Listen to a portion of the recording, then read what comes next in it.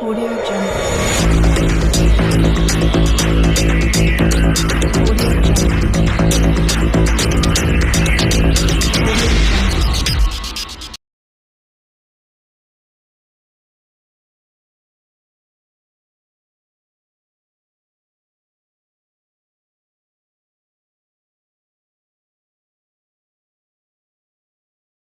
Good evening बच्चों। कल के वीडियो में हमने दशमलव की संख्याओं के जोड़ और घटा करने सीख लिए थे।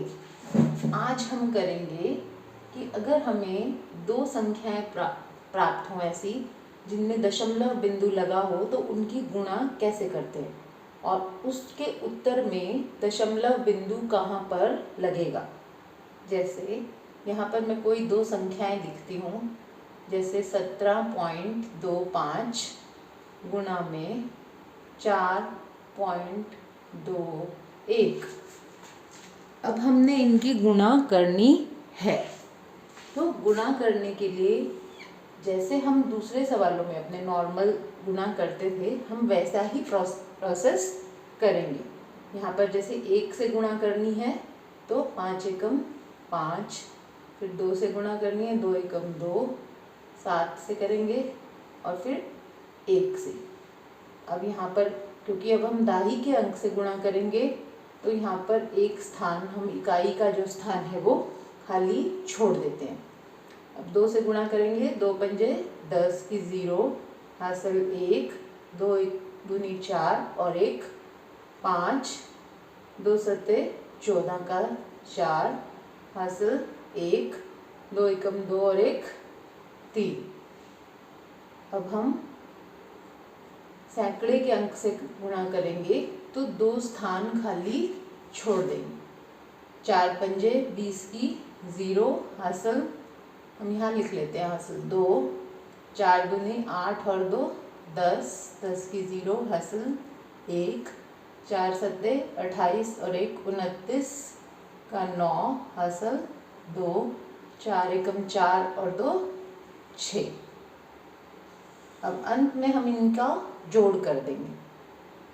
5 का 5, 2 और 0 2, 7 और 5 12 का 2, हासिल 1, 4 और 1 5 और 1 6, 9 और 3 12 का 2, हासिल 1, 6 और 1 7। तो जब हम इन दो नंबर्स की गुणा करते हैं तो हमें ये प्राप्त हो जाता है। अब क्वेश्चन यहाँ पर ही कंप्लीट आपका नहीं हुआ, ख़त्म नहीं हुआ क्वेश्चन। अभी दशमलव बिंदु इसमें लगाना बाकी है। अब हम यहाँ देखेंगे कि कितने अंकों के बाद पहली संख्या और दूसरी संख्या में दशमलव बिंदु लगा हुआ है। 1 2 3 4। तो यहाँ से आप गिनना शुरू करेंगे और इस तरफ आएंगे, लेफ्ट साइड की तरफ आएंगे और गिनेंगे जैसे 1 2 3 4। तो 4 अंकों के बाद आप यहाँ पर दशमलव बिंदु अपना लगाएंगे। उत्तर हमें मिला इसको गुणा करने के बाद 72.6225, यानी कि 4 अंकों के बाद हमने यहाँ पर दशमलव बिंदु लगा दिया। ये हमारा आंसर है। इसी से संबंधित बुक में, टेक्स्ट बुक में आपकी एक्सरसाइज है 2.6। एक्सरसाइज 2.6 जो है उसमें गुणा के ही सवाल हैं। कुछ सवाल हम बुक के करके देखते हैं जिससे कि आपको और अच्छी तरह से समझ आ जाएगा।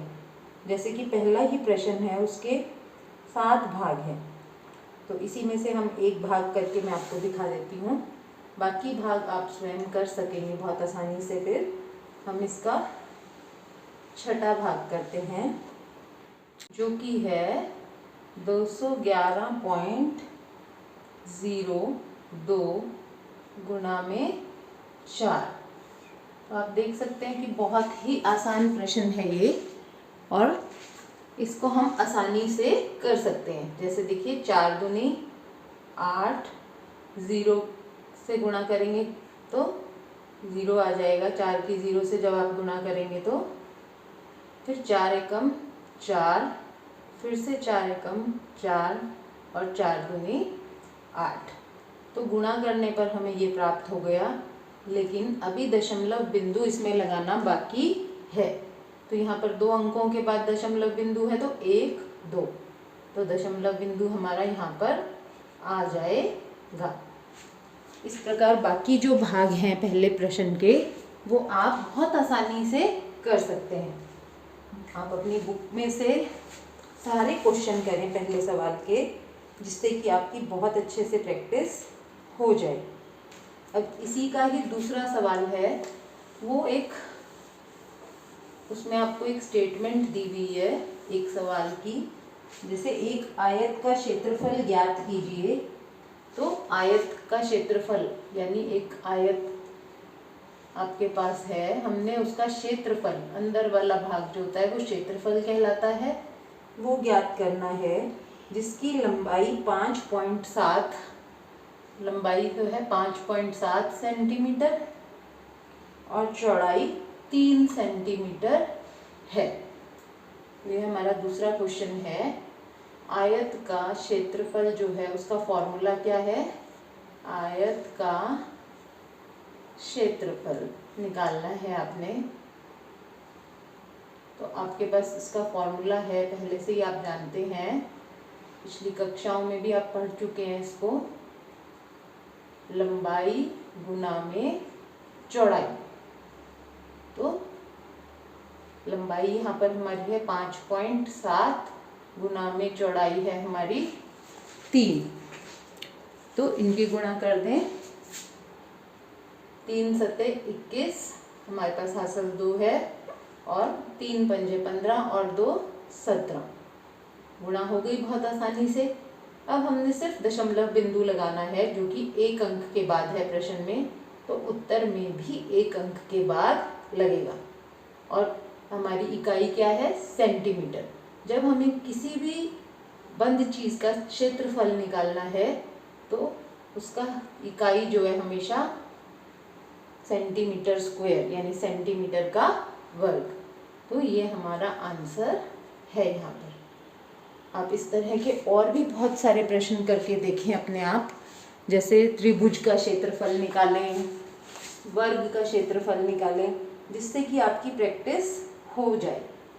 इसके बाद जो है आपने एक और तरह के सवाल देखने हैं कि यदि हम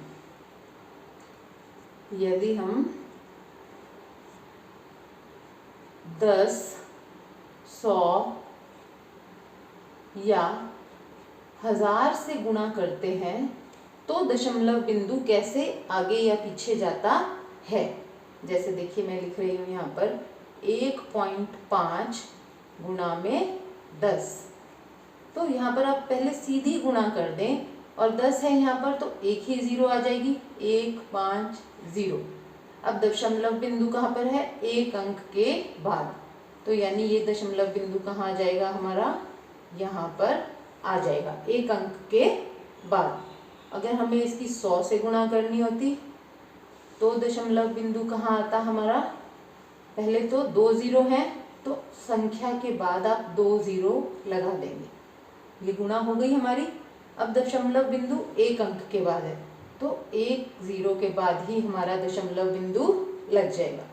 इसी प्रकार अगर इसी अंक की हम 1000 से गुणा करेंगे तो दशमलव बिंदु जो है हमारा, पहले 3 0 आ गई, 1 अंक के बाद दशमलव बिंदु यहाँ पर आ जाएगा।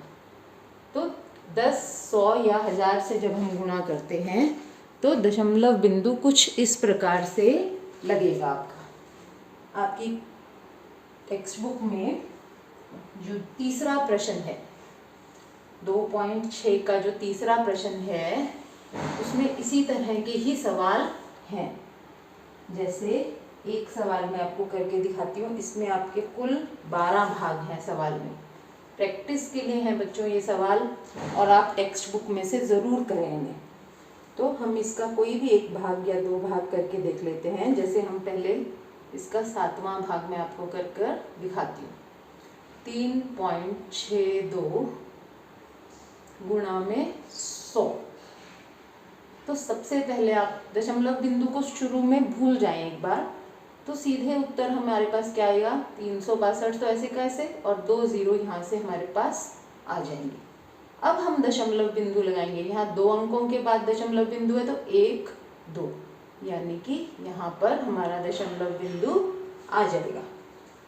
एक और उदाहरण हम ले लेते हैं इसी प्रश्न में ही, 8वां सवाल, 8वां भाग कह सकते हैं आप इसको, 43.07 गुणा में 100। तो यहाँ पर ही शुरू में आप दशमलव बिंदु को एक बार ना देखें, सीधे गुणा करेंगे तो 2 0 आ गई। अब 2 अंकों के बाद दशमलव बिंदु है तो वो यहाँ पर आपका आ जाएगा। तो इस प्रकार से ये सवाल बहुत आसान है, सिर्फ आपको प्रैक्टिस करनी है इनकी। प्रैक्टिस जितनी ज़्यादा आप अच्छे से करेंगे उतना ही आपको अच्छे से ये समझ में आएंगे। चौथा सवाल जो है इसमें वो भी कुछ इसी प्रकार का ही है।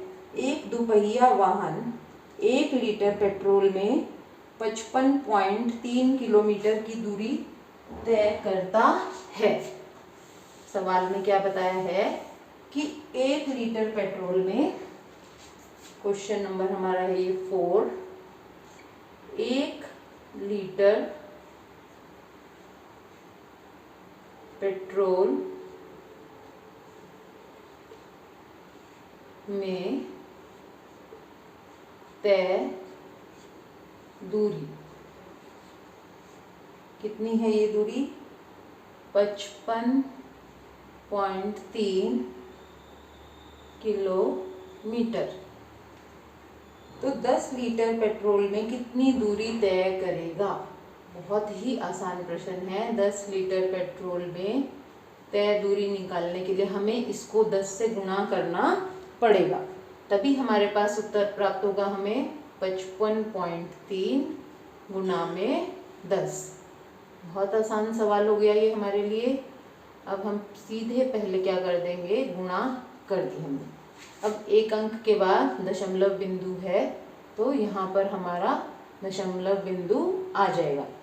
यहाँ पर मैं आपको ये भी बता देती हूँ बच्चों कि दशमलव बिंदु के बाद अगर सिर्फ 0 है तो उसे हम हटा सकते हैं, यानी हमारा उत्तर यहाँ पर हो जाएगा 553 किलोमीटर। जैसे पिछले प्रश्न में भी यहाँ दशमलव बिंदु के बाद 2 0 हैं सिर्फ, अगर कोई और अंक आएगा तो आप उसे नहीं हटाएंगे, लेकिन सिर्फ 0 है तो आपका उत्तर यहाँ पर आप ये भी लिख सकते हैं।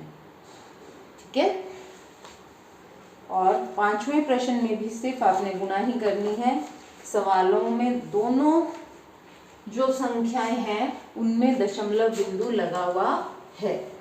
और पहला ही सवाल मैंने जो आपको उदाहरण के तौर पे करके दिखाया था तो उसमें भी मैंने दोनों संख्याओं में लगाया था, जिससे कि आपको वो समझ आ जाए। 5वें प्रश्न में भी हम एक उदाहरण ले लेते हैं, जैसे कि हम इसका 9वां भाग कर लेते हैं। क्या है सवाल, 101.01 और हमने इसकी गुणा करनी है 0.01 से। ये सवाल है हमारे पास। तो सवाल बिल्कुल आसान है, 1 से ही गुणा करनी है क्योंकि यहाँ पर दोनों ये क्या है 0 ही है, लेकिन दशमलव बिंदु का आपने ध्यान रखना है। तो पहले हम गुणा कर लेते हैं। 1 से गुणा करेंगे तो पूरी वही संख्या हमें पुनः प्राप्त हो जाएगी, पूरी की पूरी वही संख्या प्राप्त हो जाएगी। और अब हम दशमलव बिंदु लगाएंगे तो पहली संख्या में 2 अंकों के बाद दशमलव है, दूसरी संख्या में भी 2 अंकों के बाद दशमलव है। 1 2 3 4, तो कुल 4 अंकों के बाद दशमलव बिंदु लगेगा। इस प्रकार हमारा ये प्रश्न हल हो जाएगा। तो आप बाकी प्रश्नावली के जितने भी सवाल हैं सारे करें इसमें, और यदि आपको किसी भी सवाल में दिक्कत आती है तो आप मुझसे या फिर अपने टीचर से पूछ सकते हैं। बहुत ही इजी टॉपिक है बच्चों ये, लेकिन प्रतियोगी परीक्षाओं में, NMMS की परीक्षा में इस तरह के सवाल बहुत पूछे जाते हैं बच्चों। तो आप इस प्रश्नावली को आज ही पूरा करें, जिससे कि आपका काम जो है बहुत स्मूथली होता रहे। तो कल की प्रश्न अगले दिन कल हम जो करेंगे वो है भाग। तो भाग करने से पहले आप गुणा की अच्छी तरह प्रैक्टिस कर लें। Thank you.